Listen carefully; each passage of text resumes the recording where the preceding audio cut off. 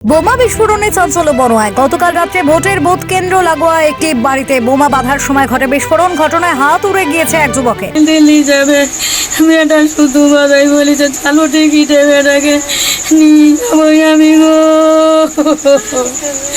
মেয়েটাকে আলি করে ভর্তি করবো বলছিল গো।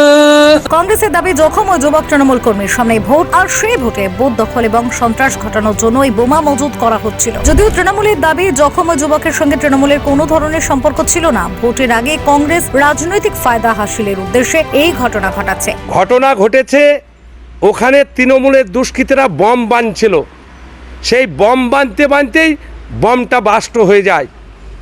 বাস্ট হওয়ার পরে তার আঙুল চলে যায়।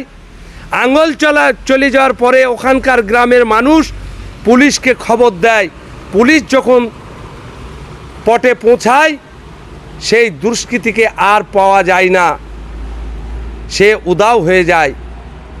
তাই আপনাদের মাধ্যমে পুলিশ প্রশাসনকে বলবো, নিরপেক্ষ ভূমিকা পালন করে সেই দুষ্কৃতী কোন হসপিটালে কোথায় থাকলো তাকে বার করে দৃষ্টান্তমূলক শাস্তি দেখ।